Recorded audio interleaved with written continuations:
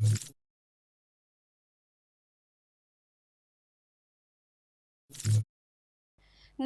હું છું પ્રિયા અને તમે જોઈ રહ્યા છો જનતા કી જાણકારી ન્યૂઝ। નજર કરીએ આજના સમાચારો। સિદ્ધપુરમાં સરદાર પટેલ યુનિટી માર્ચ યોજાઈ। 3000થી વધુ લોકો જોડાયા। એકતાના શપથ લેવાયા। સરદાર વલ્લભભાઈ પટેલની 150મી જન્મજયંતિ નિમિત્તે ભારત સરકાર દ્વારા સરદાર 150 યુનિટી માર્ચ અભિયાનનું આયોજન કરાયું છે। આ અંતર્ગત પાટણ જિલ્લા કક્ષાનો કાર્યક્રમ સિદ્ધપુર શહેરમાં યોજાયો હતો, જેમાં 3000થી વધુ લોકો જોડાયા હતા। આ પદયાત્રા સિદ્ધપુરના જૂના ટાવર પાસેથી શરૂ થઈ હતી।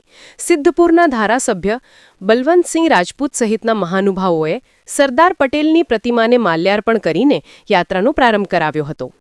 આ યાત્રા જૂના ટાવરથી અંડરપાસ થઈ તાવડિયા 4 રસ્તા, કાકોશી 4 રસ્તા, ગાગલાસણ ગામ થઈ સુજણપુર ગામના ગેટથી ગોકુલ યુનિવર્સિટીના કેમ્પસમાં સમાપ્ત થઈ હતી।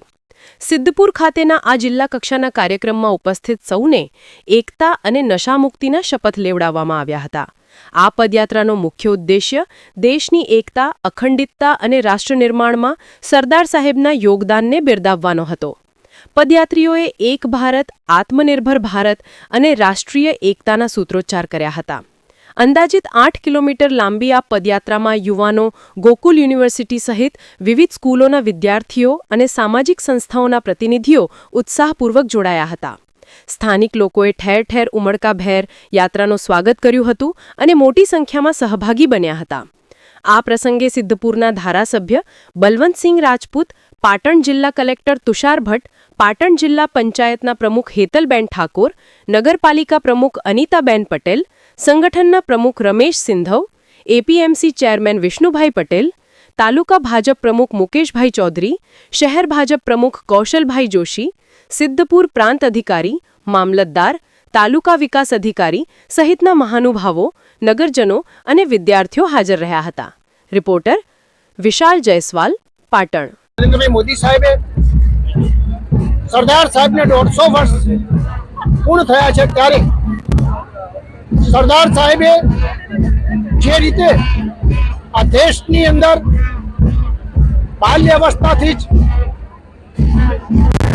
1928માં સત્યાગ્રહ કરીને અંગ્રેજો સામે સખત લડત કરીને સમગ્ર આઝાદી દરમિયાન મહત્વની ભૂમિકા ભજાવીને આ દેશને આઝાદ થયા પછી અને આપણા દેશ સારી રીતે ચાલે એની વ્યવસ્થામાં સરદાર સાહેબે અનેક પ્રકારનું કામ કર્યું છે। સમગ્ર ગુજરાતની અંદર આ પ્રકારની ઉજવણી કરે એના નિમિત્તે આજે પાટણ જિલ્લાની અંદર સમગ્ર સિદ્ધપુરમાં આજે જિલ્લા કક્ષાની આ સરદાર સાહેબની એકતા યાત્રા આજે જ્યારે નીકળી રહી છે, ત્યારે સૌ જે જોડાયા છે એમને ખૂબ અભિનંદન આપું છું અને એમ કહું છું કે સરદાર સાહેબે કરેલા કામો અને એમણે આ દેશ માટે આપેલા બલિદાનો આપણે યાદ કરી સાચી શ્રદ્ધાંજલિ સરદાર સાહેબને આપીએ એવી આ નિમિત્તે મારી વિનંતી છે। શહેરના તમામ સમાજના લોકો આજે આ એક એકતા યાત્રામાં જોડાયા છે। સિદ્ધપુરની ટાવર ચોક પાસે આવેલી સરદાર સાહેબની પ્રતિમાથી એક ભવ્ય એકતા યાત્રા નીકળી છે, જેનું ઠેર ઠેર સ્વાગત થઈ રહ્યું છે। આ એકતા યાત્રાની અંદર તમામ સમાજના લોકો એક ભાઈચારાના નાતે એક સાથે જોડાયા છે। મોટી સંખ્યામાં ભાઈઓ, બહેનો, વિદ્યાર્થીઓ સહિતના લોકો જોડાયા છે।